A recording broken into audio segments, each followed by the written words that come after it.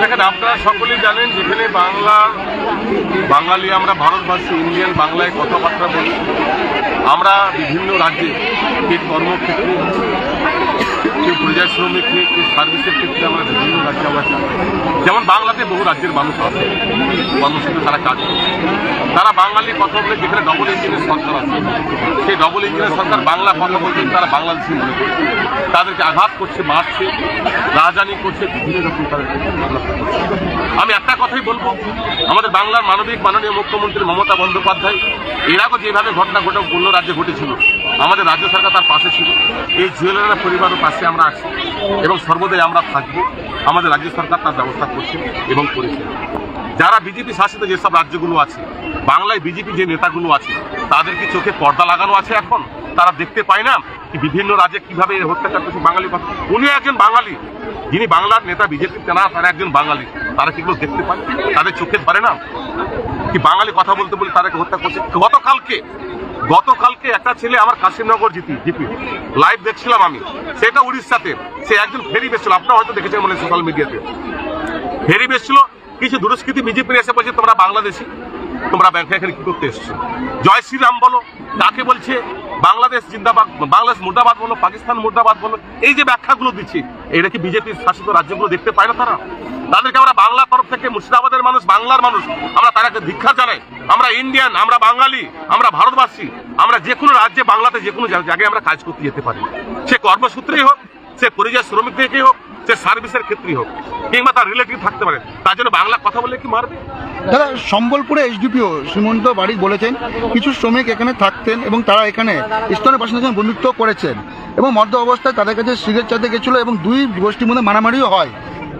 তার মধ্যেই সোহেল রানা তার মাথায় চোট লেগেছে এবং সেখানে মৃত্যু হয়েছে। এই ঘটনায় 6 জনকে রীতিমতো গ্রেফতার করা হয়েছে। পুরো পরিকল্পিতভাবে এটা যিনি বলছেন, জানি না কে বলেছেন, এটা পুরো পরিকল্পিত।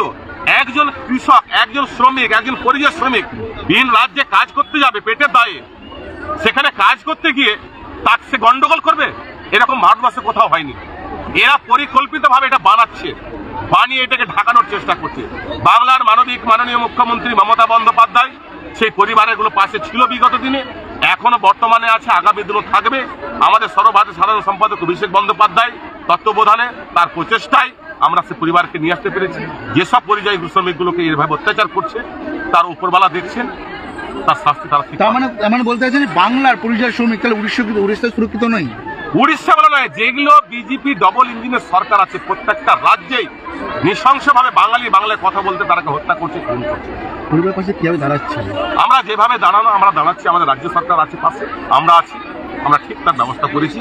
আমরা তার পাশে দাঁড়িয়ে থাকি, যত রকম সহযোগিতা করার আমরা 100% সেটা করার চেষ্টা করি। পরিবারে একমাত্র রোজগার ছিল সোহেল রানা, এবার পরিবার পাশে কি হবে, কি আর্থিক সহযোগিতা? আমরা আছি, আমাদের গভর্নমেন্ট আছে, আমাদের রাজ্য সরকার আছে। নিশ্চয়ই আপনারা দেখতে পাবেন বিগত দিনে যে ঘটনাগুলো ঘটেছিল, সেভাবে রাজ্য সরকার যেভাবে তার পরিবারের পাশে দাঁড়িয়েছিল, এই সোহেল রানা পরিবারের পাশে দাঁড়িয়ে আছে।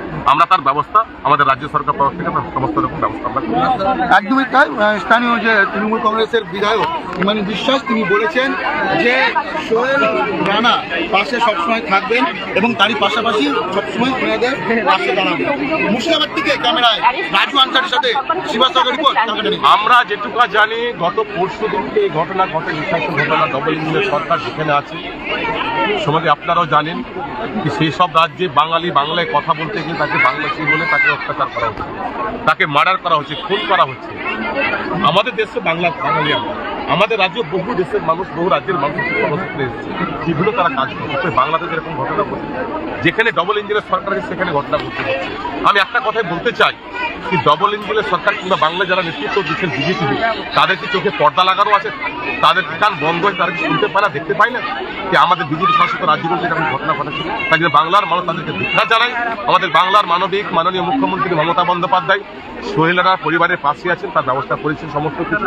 আমাদের সর্বভারতীয় সাধারণ সম্পাদক সংসদ অভিষেক বন্দ্যোপাধ্যায় তার পরিবারের পাশে আছেন, তারা সমস্ত কিছু ব্যবস্থা করেছে।